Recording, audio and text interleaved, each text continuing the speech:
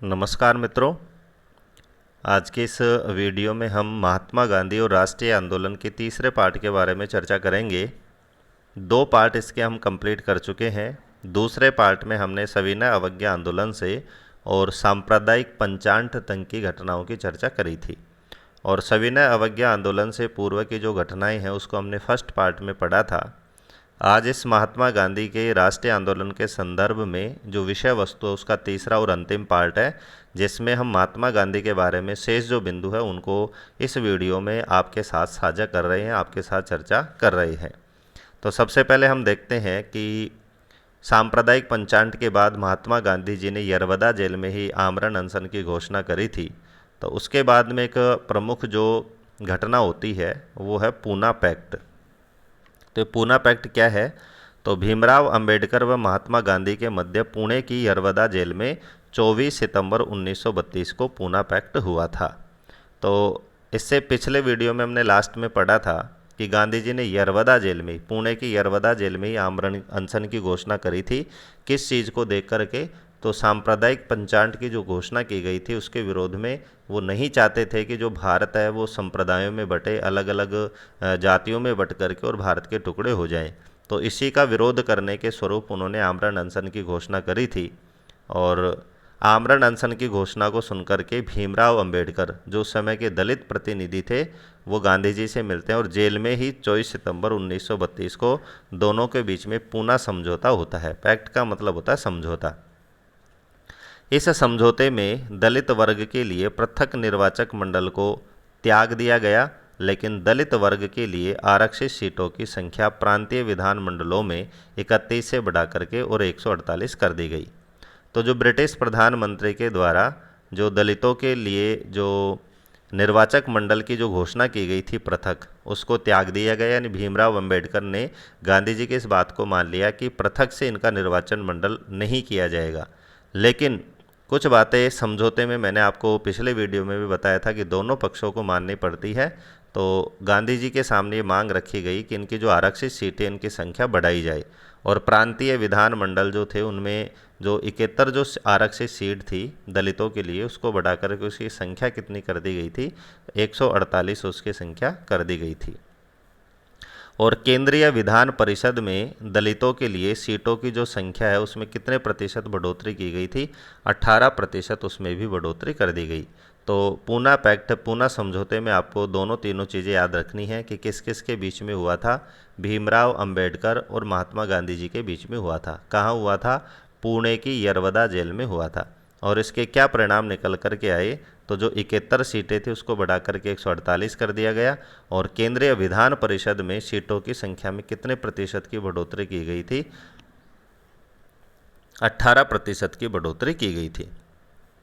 उसके बाद में जो महात्मा गांधी जी का अगला जो कार्यक्रम था, अगला जो आंदोलन था वो था हरिजन उद्धार कार्यक्रम या हरिजन उद्धार आंदोलन। अस्पृश्यता समाप्त करने के लिए चलाया गया ये आंदोलन था कि जो छुआछूत जो व्याप्त थी भारतीय समाज में, उसको समाप्त करने के लिए गांधी जी ने कौन सा कार्यक्रम चलाया? तो आपको याद रखना है हरिजन उद्धार कार्यक्रम। नेक्स्ट पॉइंट है कि छुआछूत विरोधी लीग की इन्होंने स्थापना करी थी। कब करी थी? सितंबर 1932 में। और इसी लीग के अंतर्गत हरिजन सेवक संघ की स्थापना भी की गई थी। तो छुआछूत विरोधी लीग की स्थापना भी गांधी जी ने करी ताकि जो छुआछूत है इसको मिटाया जा सके। तो यहाँ से यही प्रश्न बनता है कि अस्पृश्यता को खत्म करने के लिए, छुआछूत को मिटाने के लिए गांधी जी ने कौन से लीग की स्थापना करी थी? तो यहाँ पर आपका आंसर होना चाहिए छुआछूत विरोधी लीग की स्थापना करी थी। और इसकी स्थापना कब की गई थी? सितंबर 1932 में। नेक्स्ट पॉइंट है इसी में, हरिजन सेवक संघ की स्थापना भी किसने करी थी? महात्मा गांधी जी ने। और इसी लीग के अंतर्गत की गई थी। छुआछूत के अंत के लिए जेल में 21 दिन का इन्होंने उपवास भी किया और तबीयत बिगड़ने के कारण जेल से इनको रिहा कर दिया गया। तो आप देख सकते हैं कि किसी भी चीज़ को मनवाने के लिए गांधी जी ने आमरण अनशन, अहिंसा का ही सहारा लिया था। तो सांप्रदायिक पंचाट की घटना देखी जाए तो भी उन्होंने आमरण अनशन करके और B.R. अम्बेडकर के साथ फिर उनके लिए समझौता करना पड़ा। तो इसी तरह से छुआछूत को मिटाने के लिए, अस्पृश्यता को मिटाने के लिए भी उन्होंने जेल में 21 दिन का अनशन किया, 21 दिन का उपवास किया। और जब इनकी तबीयत बिगड़ने लगी तो इनको जेल से रिहा कर दिया गया। 18 मई 1934 को पटना में कांग्रेस की बैठक में सविनय अवज्ञा आंदोलन समाप्त कर दिया गया। तो दूसरा जो पार्ट हमने पढ़ा था राष्ट्रीय आंदोलन और महात्मा गांधी पार्ट सेकंड, उसकी शुरुआत हमने सविनय अवज्ञा आंदोलन से करी थी। तो यहाँ से लास्ट में आपको यही याद रखना है कि सविनय अवज्ञा आंदोलन की समाप्ति कब हुई थी, 18 मई 1934 को। कहाँ? पटना में एक कांग्रेस की बैठक का आयोजन किया गया था और इसी बैठक में सविनय अवज्ञा आंदोलन समाप्त करने की घोषणा की गई थी। उसके बाद में एक छोटा सा आंदोलन और देखने को मिलता है जिसका नाम है व्यक्तिगत सविनय अवज्ञा आंदोलन। 1 अगस्त 1933 को गांधी जी के द्वारा इसकी शुरुआत की गई थी। तो यहाँ से यही प्रश्न बनता है कि व्यक्तिगत सविनय अवज्ञा आंदोलन की शुरुआत किसके द्वारा की गई थी? तो हमारा आंसर होना चाहिए महात्मा गांधी के द्वारा। और कब की गई थी इसकी शुरुआत? 1 अगस्त 1933 को महात्मा गांधी के द्वारा इसकी शुरुआत की गई थी। भाग लेने वाले व्यक्तियों की बात करें तो व्यक्तिगत सविनय अवज्ञा आंदोलन में किस किस ने भाग लिया था? तो जवाहरलाल नेहरू ने और सरदार वल्लभ भाई पटेल दोनों ने इस आंदोलन में भाग लिया था। तो इसमें 2 ही पॉइंट मैंने लिखे हैं जो आपको याद रखना है क्योंकि छोटा सा ही आंदोलन था। उसके बाद में आता है व्यक्तिगत सत्याग्रह आंदोलन। तो व्यक्तिगत सत्याग्रह आंदोलन की शुरुआत की बात करें तो 1940 में गांधी जी ने व्यक्तिगत सत्याग्रह शुरू किया था। तो यहाँ भी आपको ध्यान रखना है कि जिस तरह से व्यक्तिगत सविनय अवज्ञा आंदोलन गांधी जी के द्वारा शुरू किया गया था उसी तरह से 1940 में व्यक्तिगत सत्याग्रह भी किसके द्वारा प्रारंभ किया गया था? महात्मा गांधी जी के द्वारा। यहाँ पर 3 सत्याग्रहियों से संबंधित प्रश्न पिछली परीक्षाओं में पूछे गए हैं और महत्वपूर्ण भी हैं, तो तीनों आपको याद रखना है। प्रथम व्यक्तिगत सत्याग्रही की बात करें कि प्रथम कौन व्यक्ति थे जिन्होंने व्यक्तिगत सत्याग्रह को अपनाया था? तो उनके नाम है विनोबा भावे। दूसरे सत्याग्रही की बात करें तो जवाहरलाल नेहरू। तो जब प्रथम बार व्यक्तिगत सत्याग्रह विनोबा भावे ने किया तो इनको गिरफ्तार कर लिया गया और इनकी गिरफ्तारी के बाद में दूसरे जो सत्याग्रही उभर कर आए वो थे जवाहरलाल नेहरू।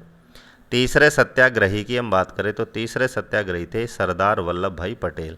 तो तीनों ही आपको याद रखना है कि प्रथम सत्याग्रही कौन थे, दूसरे सत्याग्रही कौन थे और तीसरे सत्याग्रही कौन थे। इस आंदोलन को दिल्ली चलो आंदोलन भी कहते हैं। तो व्यक्तिगत सत्याग्रह आंदोलन का दूसरा नाम आपसे पूछा जाए तो इसका दूसरा नाम है दिल्ली चलो आंदोलन। तो दूसरे नाम भी आपको याद रखना है। मैंने हर इम्पोर्टेंट चीज़ को अपने हस्तलिखित नोट्स में शामिल करने का प्रयास किया है ताकि आपको अच्छे से अच्छा मैटर शॉर्ट में यहाँ पर आपको मिल सके। यदि अभी तक आपने हमारे चैनल को सब्सक्राइब नहीं किया है तो अच्छी तैयारी के लिए इसको सब्सक्राइब करें और नोट्स प्राप्त करने के लिए डिस्क्रिप्शन में टेलीग्राम चैनल की लिंक है, उस पर आप क्लिक करके टेलीग्राम चैनल पर आप जुड़ सकते हैं ताकि जो भी मैटर आपको पढ़ाया जाता है उसकी PDF वहाँ से आपको मिल सके। व्यक्तिगत सत्याग्रह आंदोलन का जो लक्ष्य है वो यही था कि व्यक्तिगत अभिव्यक्ति की जो स्वतंत्रता है उसको स्थापित किया जा सके। तो अभिव्यक्ति की स्वतंत्रता को स्थापित करने के लिए कौन सा आंदोलन महात्मा गांधी के द्वारा चलाया गया? तो इसका आंसर आपको याद रखना है व्यक्तिगत सत्याग्रह आंदोलन। नेक्स्ट आंदोलन और प्रमुख आंदोलन और लगभग जो अंतिम आंदोलन था महात्मा गांधी का वो था भारत छोड़ो आंदोलन। 14 जुलाई 1942 को वर्धा में कांग्रेस की बैठक में भारत छोड़ो आंदोलन का प्रस्ताव पास किया गया। तो सारे पॉइंट है इम्पोर्टेंट है। पहले पॉइंट में यही बताया था कि भारत छोड़ो आंदोलन का जो प्रस्ताव है वो कौन सी बैठक में पास किया गया? तो आपको याद रखना है वर्धा में इस आंदोलन के प्रस्ताव को पास किया गया था। और ये जो वर्धा में कांग्रेस की बैठक थी वो कब आयोजित की गई थी? 14 जुलाई 1942। तो डेट सहित आपको इस चीज़ को याद रखना है। नेक्स्ट पॉइंट है 8 अगस्त 1942 को प्रस्ताव के अनुमोदन के लिए मुंबई के ग्वालियर टैंक मैदान में कांग्रेस कमेटी की बैठक हुई। तो ऊपर हमने पढ़ा था कि 14 जुलाई 1942 को वर्धा में जो मीटिंग हुई थी उसमें इस प्रस्ताव को पास किया गया। तो कोई भी प्रस्ताव पास किया जाता है तो उसका अनुमोदन आवश्यक होता है। तो उसका अनुमोदन करने के लिए पुनः 8 अगस्त 1942 को फिर बैठक आयोजित की जाती है। और कहाँ आयोजित की जाती है? मुंबई के ग्वालियर टैंक में इस बैठक का आयोजन किया जाता है। और इस बैठक की अध्यक्षता किसने करी थी? अबुल कलाम आज़ाद ने। यहीं पर भारत छोड़ो आंदोलन का जो अनुमोदन है वो किया गया था। इसी सभा में गांधी जी ने करो या मरो का नारा दिया था। तो ये पूछा गया प्रश्न है कि कौन से आंदोलन में गांधी जी ने करो या मरो का नारा दिया था। तो भारत छोड़ो आंदोलन में ये नारा दिया गया था। या फिर स्थान भी पूछ लिया जाता है कि कहाँ से गांधी जी ने ये नारा दिया था, तो मुंबई के ग्वालियर टैंक से गांधी जी ने करो या मरो का नारा दिया था। भारत छोड़ो आंदोलन का जो प्रस्ताव है वो नेहरू जी ने लिया और नेहरू जी ने इसको पेश किया था। तो ऊपर हमने पढ़ा था कि वर्धा में इसको आंदोलन के प्रस्ताव को प्रस्तुत किया गया था, तो किसने किया था? जवाहरलाल नेहरू ने। 9 अगस्त 1942 को भारत छोड़ो आंदोलन की शुरुआत हुई थी। आपको याद रखना है तारीख कि भारत छोड़ो आंदोलन की शुरुआत कब की गई थी? 9 अगस्त 1942 को। 8 अगस्त को अनुमोदन किया गया था ग्वालियर टैंक में और 9 अगस्त को इस आंदोलन की शुरुआत कर दी गई थी। नेक्स्ट हमारा पॉइंट है कि भारत छोड़ो आंदोलन के दौरान हुई हिंसा की आलोचना करने से गांधी जी ने इनकार कर दिया। तो इससे पहले हम देखते हैं कि गांधी जी के जीवन में अहिंसा ही अहिंसा हमें दिखाई देती है और हिंसा का जो सहारा है उन्होंने कभी नहीं लिया था। लेकिन भारत छोड़ो आंदोलन में जितनी भी हिंसा हुई थी उस हिंसा की आलोचना महात्मा गांधी ने नहीं की और आलोचना करने से साफ इनकार कर दिया था, क्योंकि उन्होंने कहा कि ये जो हिंसा है वो ब्रिटिश शासन के द्वारा की गई हिंसा का एक बदला है, न कि हमारे द्वारा की गई हिंसा। इसलिए आप देख सकते हैं कि लास्ट में गांधी जी ने भी अहिंसा का मार्ग अपनाना सही समझा। उन्होंने करो या मरो का नारा भी दिया और भारत छोड़ो आंदोलन के दौरान हुई जो हिंसा है उसकी आलोचना करने से भी उन्होंने मना कर दिया था। नेक्स्ट पॉइंट है 13 फरवरी 1943 को हिंसा का दोषी मान करके और गांधी जी को गिरफ्तार कर लिया गया था। तो भारत छोड़ो आंदोलन के दौरान गांधी जी को गिरफ्तार कब किया गया? 13 फरवरी 1943 को। तो ये था भारत छोड़ो आंदोलन और इसी के साथ प्रमुख जो आंदोलन है वो हमने कंप्लीट कर लिए हैं। अब अन्य तथ्य कुछ महत्वपूर्ण चीज़ें और है गांधी जी के बारे में जो हमें याद रखनी है, जो मैटर में हमने पढ़ा नहीं है। तो पहला पॉइंट है 30 जनवरी 1948 को नाथूराम गोडसे ने गोली मारकर गांधी जी की हत्या कर दी। तो गांधी जी की हत्या किसने करी थी? नाथूराम गोडसे ने गोली मारकर। कब? 30 जनवरी 1948 को। इनके समाधि की बात करें तो गांधी जी की जो समाधि है वो कहाँ बनाई गई है? राजघाट नई दिल्ली में इसकी समाधि बनाई गई है। The story of my experiments with truth Gandhi ji के द्वारा लिखी गई एक आत्मकथा है। तो कई बार पुस्तकों से संबंधित प्रश्न भी पूछ लिए जाते हैं। तो यहाँ से प्रश्न पूछा जाता है कि the story of my experiments with truth किसके द्वारा लिखी गई आत्मकथा है? तो गांधी जी के द्वारा लिखी गई यह आत्मकथा है। 1937 में गांधी जी ने अपनी शिक्षा प्रणाली दी। तो गांधी जी ने अपनी शिक्षा प्रणाली कब दी? 1937 में दी। और कहाँ पर दी? वर्धा आश्रम में दी थी, इसीलिए इसे वर्धा शिक्षा प्रणाली भी कहते हैं। तो गांधी जी की शिक्षा प्रणाली को अन्य किस नाम से जाना जाता है? वर्धा शिक्षा प्रणाली से। तो तीनों चीज़ें याद रखनी है कि शिक्षा प्रणाली कब दी गई? 1937 में। कहाँ पर दी गई? वर्धा आश्रम में। और इसी वजह से इसका अन्य नाम क्या है? वर्धा शिक्षा प्रणाली। नेक्स्ट बिंदु है 1909 में गांधी जी ने हिंद स्वराज नामक पुस्तक लिखी। तो पुस्तकों से संबंधित मैंने आपको एक और बताया था, उनकी आत्मकथा है। उसके अलावा हिंद स्वराज भी किसने लिखी थी? महात्मा गांधी जी ने। और ये पुस्तक कब लिखी गई थी? 1909 में। पत्रों की बात करें तो गुजराती में हरिजन नामक पत्र का और अंग्रेजी में यंग इंडिया नामक पत्र का इन्होंने संपादन किया था। तो हरिजन और यंग इंडिया दोनों ही समाचार पत्रों के संपादक कौन थे? महात्मा गांधी जी। और हरिजन की बात करें तो ये गुजराती भाषा में निकलता था और यंग इंडिया की हम बात करें तो ये अंग्रेजी भाषा में संपादित किया जाने वाला एक पत्र था। अब हमने इसके सेकंड पार्ट में राष्ट्रीय आंदोलन और महात्मा गांधी का जो हमने सेकंड पार्ट पढ़ा था, वहाँ पर हमने सेकंड पार्ट की शुरुआत करी थी सविनय अवज्ञा आंदोलन। और वहाँ पर हमने पढ़ा था कि गांधी जी ने यंग इंडिया के माध्यम से तत्कालिक वायसराय भारत के जो इरविन थे उनके सामने 11 सूत्री मांगें रखी थी और इरविन ने इन 11 सूत्री मांगों को मानने से अस्वीकार कर दिया था। उसी के परिणाम स्वरूप गांधी जी ने सविनय अवज्ञा आंदोलन की शुरुआत करी थी। तो ये 11 सूत्री मांगें कौन कौन सी थी, इसको भी मैंने लास्ट पार्ट में शामिल करना उचित समझा है। तो सबसे पहले देख सकते हैं कि पहली मांग थी कि पूर्ण रूपेण मदिरा निषेध, यानी शराब का पूर्ण रूप से निषेध किया जाए। विनिमय की दर घटा दी जाए। तो विनिमय का मतलब होता है वस्तुओं का जो आदान प्रदान है, इसकी जो बढ़ी हुई जो दरें हैं उसको घटाया जाए। भूमि लगान आधा हो और उस पर काउंसिल नियोजन रहे, यानी भूमि जो लगान है, जो किसानों से बहुत ज़्यादा जो लगान लिया जाता था उसको आधा किया जाए और उस पर जो कंट्रोल है वो किया जाए। चौथा इनका जो मांग थी वो थी नमक कर को समाप्त कर दिया जाए। पांचवी 11 सूत्री मांगों में थी कि सेना संबंधी व्यय में कम से कम 50% की कटौती की जाए। तो भारतीयों का जो पैसा था वो मोस्ट रूप से सैनिकों पर बहुत ज़्यादा खर्च किया जा रहा था, तो गांधी जी ने इस मांग को भी अपनी 11 सूत्री मांगों में शामिल किया था। नेक्स्ट है बड़ी सरकारी नौकरियों का वेतन आधा कर दिया जाए। विदेशी वस्त्रों के आयात पर निषेध लगे, यानी जो विदेशी जो वस्तुएं आ रही थी, जो वस्त्र वगैरह आ रहे थे, उनके रोक लगे और भारतीय वस्तुओं का ज़्यादा से ज़्यादा उपयोग किया जाए। नेक्स्ट है भारतीय समुद्र तट केवल भारतीय जहाज़ों के लिए सुरक्षित रहें और इसके लिए कानून का निर्माण हो। तो जो विदेशी वस्तुओं को लाने के लिए जो भारतीय जो समुद्र तट हैं वहाँ पर विदेशी जो जहाज़ हैं वो आकर खड़े हो जाते थे, तो गांधी जी ने ये भी चिंता जताई कि भारतीय समुद्र तट केवल भारतीय जहाज़ों के लिए ही बनाए जाएं। नेक्स्ट है कि सभी राजनीतिक बंदियों को छोड़ दिया जाए, और गांधी इरविन समझौते में इस पॉइंट को फिर शामिल भी किया गया था कि सभी राजनीतिक बंदियों को छोड़ दिया जाएगा। राजनीतिक मामले बंद कर दिए जाएं तथा निर्वासित भारतीयों को देश वापस आने की अनुमति दी जाए।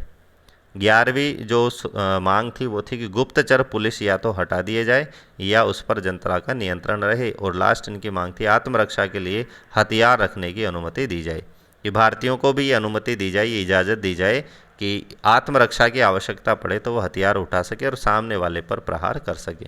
तो इस तरह से मैंने लास्ट में इन 11 सूत्री मांगों को भी शामिल कर लिया है, ताकि इनको पढ़ कर के आपके समझ में आ जाए कि गांधी जी ने सविनय अवज्ञा आंदोलन करने का जो निर्णय है वो क्यों लिया था। फर्स्ट पार्ट जो था हमारा महात्मा गांधी और राष्ट्रीय आंदोलन, वहाँ पर मैंने एक आंदोलन की चर्चा करी थी, खिलाफत आंदोलन, और ये जो आंदोलन है वो मुस्लिम आंदोलन है, और मैंने वहाँ पर आपको बताया था कि जो लास्ट पार्ट हम पढ़ेंगे वहाँ पर खिलाफत आंदोलन के बारे में मैं आपसे चर्चा करूँगा। तो गांधी जी चाहते थे कि जो भारतीय जो समाज है वो गुटों में ना बट करके और मिलकर के आज़ादी की लड़ाई लड़े। तो उस समय जो मुस्लिम थे उन्होंने अपना एक अलग ही आंदोलन चला रखा था, खिलाफत आंदोलन। तो मुस्लिमों का साथ प्राप्त करने के लिए ही गांधी जी ने खिलाफत आंदोलन से भी हाथ मिलाया था। तो ये खिलाफत आंदोलन क्या था, इसकी थोड़ी सी जानकारी भी आपको होनी चाहिए। तो हम देखते हैं कि खिलाफत आंदोलन 1919-20 में ये आंदोलन चला था, और मोहम्मद अली जिन्ना और शौकत अली के नेतृत्व में भारतीय मुसलमानों का एक आंदोलन था।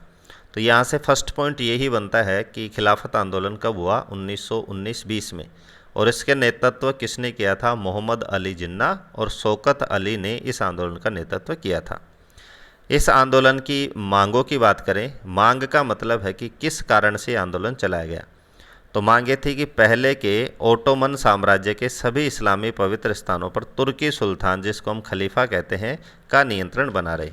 तो ब्रिटिश शासन ने जो खलीफा का पद है वो समाप्त कर दिया था, और इससे पहले क्या था कि तुर्की सुल्तान और जो खलीफा होता था उसी का संपूर्ण विश्व में जितने भी इस्लामिक पवित्र स्थान थे उनका नियंत्रण होता था। उस नियंत्रण को ब्रिटिश सरकार ने ख़त्म कर दिया था। तो खिलाफत आंदोलन इसीलिए चलाया गया कि उनका मानना था कि इस खलीफा का नियंत्रण ही सभी इस्लामिक पवित्र स्थानों पर बना रहे। जजीरात उल अरब यानी अरब, सीरिया, इराक, फिलिस्तान इस्लामी संप्रदाय के अधीन रहे, और भारतीय मुसलमानों का मानना था कि ये भी जो तुर्की के जो खलीफा हैं उन्हीं के अधीन रहे। कौन कौन से देश, अरब, सीरिया, इराक, फिलिस्तान, ये सारे के सारे देशों के जो मुसलमान हैं वो इस्लामी संप्रभुता के अधीन रहे, तथा खलीफा के पास इतने क्षेत्र हों कि वह इस्लामी विश्वास को सुरक्षित करने के योग्य बन सके। तो कुल मिलाकर ये जो खिलाफत आंदोलन चला था वो इसीलिए चला था कि अंग्रेज़ों के द्वारा जो खलीफा का पद समाप्त कर दिया गया था उसको नहीं किया जाए, और पूरा जो मुस्लिम समुदाय है, पूरी जो मुस्लिम आबादी है वो इनके नियंत्रण में बनी रहे। कांग्रेस ने इस आंदोलन का समर्थन किया और गांधी जी ने इसे असहयोग आंदोलन के साथ मिलाने की कोशिश की। तो ऊपर मैंने आपको बताया भी था कि मुस्लिमों का साथ प्राप्त करने के लिए गांधी जी ने खिलाफत आंदोलन से हाथ मिलाया और उनसे निवेदन किया कि असहयोग आंदोलन में आप हमारी मदद करें ताकि हम भी आपकी मदद कर सकें। तो ये था खिलाफत आंदोलन। इसी के साथ हमारा जो महात्मा गांधी है वो 3 पार्टों में कंप्लीट हुआ, और अब आपका कोई भी प्रश्न होगा महात्मा गांधी से संबंधित वो लगभग इस मैटर से कवर हो जाएगा। वीडियो में अंत तक बने रहने के लिए धन्यवाद। वीडियो का मैटर आपको कैसा लगा कमेंट बॉक्स में कमेंट करके अवश्य बताएं।